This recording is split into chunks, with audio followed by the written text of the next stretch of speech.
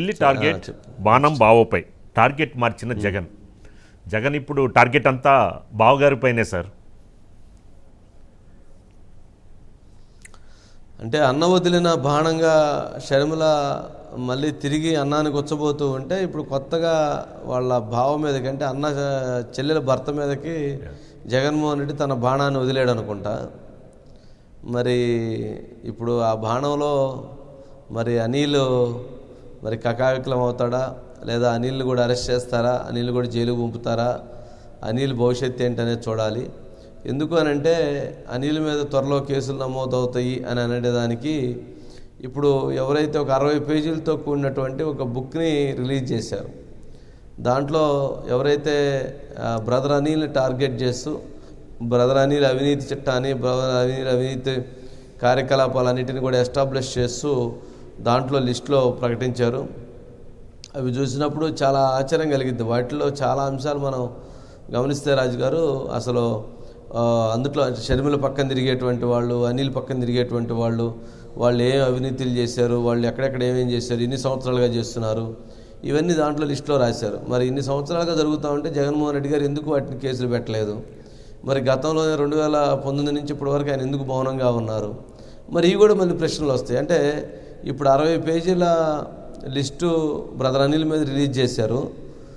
వైఎస్ఆర్సీపీ వాళ్ళు అనేటువంటి విధంగా అంటే ఆ టార్గెట్గా వచ్చింది అనుకోవాలి ఆ బుక్. మరి ఇప్పుడు 6000 పేజీల సంబంధించిన బుక్ను రిలీజ్ చేస్తారు బ్రదర్ అనిల్. అంటే 60 పేజీలు బ్రదర్ అనిల్ మీద రిలీజ్ చేస్తే 6000 పేజీలు జగన్మోహన్ రెడ్డి గారి మీద రిలీజ్ చేసేటువంటి అంత కంటెంటు, అన్ని అంశాలు బయటికి తెలవనటువంటి అనేకమైనటువంటి విషయాలు బ్రదర్ అనిల్ దగ్గరను షర్మిల దగ్గర ఉంటాయి. మరి 60 పేజీలకి రిటర్న్ గిఫ్ట్ మరి ఏ స్థాయిలో ఉండిద్దో చూడాలి, ఏ స్థాయిలో ప్రకంపన సృష్టిద్దో చూడాలి. అజిత్ గారు ఉన్నారు. అజిత్ గారు,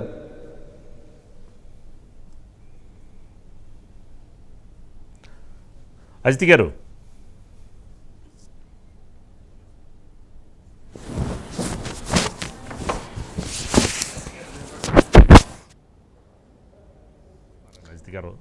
రాజు గారు, అంటే ఇది ఇక ఓవరాల్గా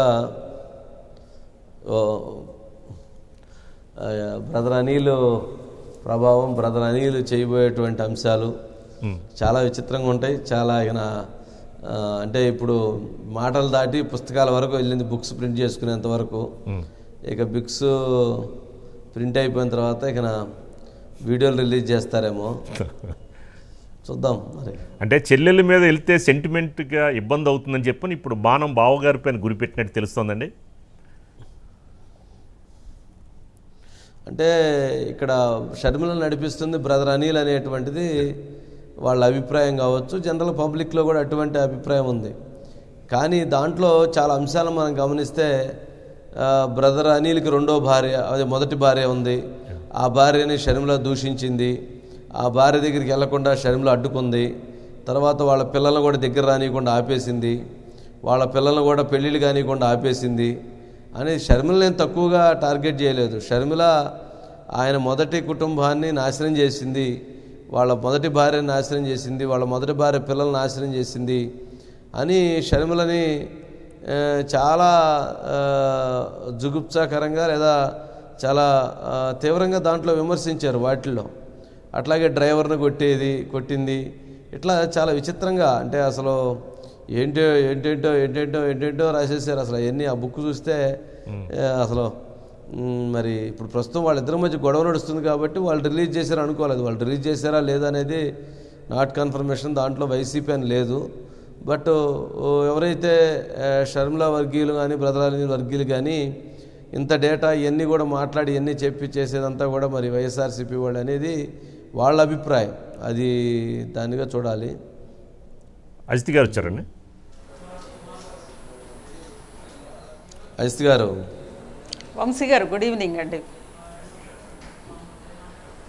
గుడ్ ఈవినింగ్ అండి. ఏంటంటే మొత్తానికి టార్గెట్ అట్లా చేశారు వంశీ గారు. అంటే అసలు ఈ మొత్తం మీద వైఎస్ ఫ్యామిలీలో ఏం జరుగుతోంది అని అనేది ఆ పుస్తకం ద్వారా బయటకు వచ్చేసింది వంశీ గారు. దాదాపు 60 పేజీల పుస్తకము దొంగల ముఠ అని చెప్పి ఒకవైపు బ్రదర్ అనిల్ కుమార్, అదేవిధంగా ఆయన ఇద్దరు ఫ్రెండ్స్, మధ్యలో షర్మిల, ఆ తర్వాత ఇక సరే మీడియా నెట్టు టార్గెట్ ఎప్పట్లాగే చేశారు. ఇలా ఒక పుస్తకాన్ని తీసుకొచ్చారు. ఆ పుస్తకంలో రాసిన అంశాలన్నీ చూస్తే అసలు వాళ్ళ మధ్య ఉన్న వైఎస్ ఫ్యామిలీలో ఇంటర్నల్ ఫైట్, అంటే వైఎస్ జగన్మోహన్ రెడ్డి గారికి అండ్ షర్మిల గారికి ఇద్దరి మధ్య ఆర్థిక వ్యవహారాల్లో కానీ వీటన్నిటిలో ఒక ఇంటర్నల్ ఫైట్ అనేది దాదాపు వైఎస్ బతికున్నప్పటి నుంచే ఉందా అనేది అనుమానాలు వస్తున్నాయి వంశీ గారు. అంటే అది నేరుగా చెప్పలేదు కానీ వాళ్ళు తీసుకొచ్చిన అంశాలు ఇవన్నీ చూస్తుంటే అప్పటి నుంచే వాళ్ళ మధ్య గొడవలు ఉన్నాయా అనేది బాగా స్పష్టంగా కనిపిస్తోంది. ముఖ్యంగా బ్రదర్ అనిల్ కుమార్కి సంబంధించి ఆయన మొదటి వివాహానికి సంబంధించి ఆ కుటుంబాన్ని తీసుకురావడము, వాళ్ళ ఫోటోలు వేయడము, అదేవిధంగా వాళ్ళకి సంబంధించి అంటే ఇంట్లో ఇక దీన్ని ఎలా అంటే డైలీ సీరియల్లో కూడా ఒక క్రూరమైన విలన్లు ఉంటారు కదా వంశీ గారు, ఆ విలన్ల రోల్ని తీసుకొచ్చి షర్మిలాకి పెట్టడము, ఇలా రకరకాలుగా అంటే కొన్ని మనం అసలు చెప్పలేని అంశాలన్నీ కూడా అందులో పెట్టారు. దాంతోపాటు ప్రధానంగా బ్రదర్ అనిల్ కుమార్ని, అదేవిధంగా ఆయన స్నేహితుల్ని ఆర్థిక వ్యవహారాల మీదే టార్గెట్ చేస్తూ చివరికి YS Sharmila and YS Jaganmohan Reddy మీద తిరగబడ్డానికి కారణం బ్రదర్ అనిల్ కుమార్ దురాశ, అదేవిధంగా వాళ్ళు అక్రమంగా సంపాదించుకోవాలి అని అంటే వైఎస్ జగన్మోహన్ రెడ్డి గారు వద్దు మనం చాలా మోరల్గా ఉండాలి, నీతి నిజాయితీతో నిలబడాలి, మీరు ఇలా అయితే నేను దగ్గరకు కూడా రానియను అని చెప్పి ఆయన దూరం పెట్టినట్లు. దానికోసమే బ్రదర్ అనిల్ కుమార్ కానీ షర్మిలని పార్టీ పెట్టడానికి ప్రోత్సహించి పార్టీ పెట్టడము, అదేవిధంగా వెనక టీడీపీ అధినేత చంద్రబాబు నాయుడు గారితో కుమ్మక్కయ్యారు. దీంతో పాటు ఇంకా చాలా విచిత్రమైన అలిగేషన్స్ వంశీ గారు. అంటే ఇప్పటివరకు మనకి తెలిసింది, మనం చూసింది, అన్ని సర్వేలు చెప్పింది కూడా గత ఎన్నికల్లో 2019 ఎన్నికల సమయంలో బ్రదర్ అనిల్ కుమార్ చాలా ప్లాన్డ్గా అటు ఆ ఊర్లంతా పోయి పథకం ప్రకారం చర్చిల్లో ఆరోపణలు కూడా వచ్చినాయి వంశీ గారు. అంటే ఒక మతాన్ని ఆయన ప్రచారానికి వాడుకున్నారు, వైఎస్ఆర్సీపీకి ఓట్లు మళ్ళడానికి ఒక మతం మొత్తం కూడా. అంటే జనరల్గా ఆంధ్రప్రదేశ్లో క్రైస్తవులు అని అన్నప్పుడు దళితులు కూడా అందులో పెద్ద సంఖ్యలో ఉంటారు వంశీ గారు. ఎందుకంటే కన్వర్టెడ్లో దళితులు ముఖ్యంగా ఎస్సీలకు సంబంధించి, ఎస్టీకి సంబంధించి, ఈవెన్ బీసీ అందరూ కూడా ఉన్నారు. అందులో దళితులు దాదాపు 90% కన్వర్ట్ అయ్యారు వంశీ గారు.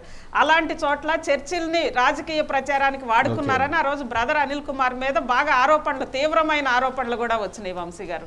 అలాంటి సందర్భంలో ఇక్కడ ఈ పుస్తకంలో సడన్గా వైఎస్ జగన్మోహన్ రెడ్డి ప్రతిపక్షంలో ఉన్నప్పుడు కానీ అంతకు ముందు కానీ వైఎస్ మరణించక ముందు కానీ బ్రదర్ అనిల్ కుమార్ కంటిన్యూస్గా చంద్రబాబు నాయుడు గారితో టచ్లో ఉండి ఇక్కడ సమాచారాన్ని అంతా ఎప్పటికప్పుడు అక్కడ చేరవేస్తున్నారు అని చెప్పడము. దాంతోపాటు మన ఈ మధ్యకాలంలో మనం చూసాం కదా ఆరోపణలు వంశీ గారు, సోనియా గాంధీ దగ్గరికి వెళ్ళి ముఖ్యమంత్రిని చేయమని వెంటనే సోనియా గాంధీతో పాటు ఇటు బ్రదర్ అనిల్ కుమార్తో పాటు భారతిరెడ్డి కూడా అక్కడికి వచ్చింది కదా, అది బయట పెట్టాలండము. ఇవి వాటిల్లో కొన్ని సూచాయిగా అందులో ఆ బుక్లో పెట్టారు వంశీ గారు. అంటే దాంతోపాటు వైఎస్ బతికున్న వంశీ గారు ఒకటి మిస్ అయింది. వైఎస్ వివేకానంద రెడ్డి గారిని చంపింది కూడా బ్రదర్ అనిలే అని ఆ బుక్లో రావటం మిస్ అయింది.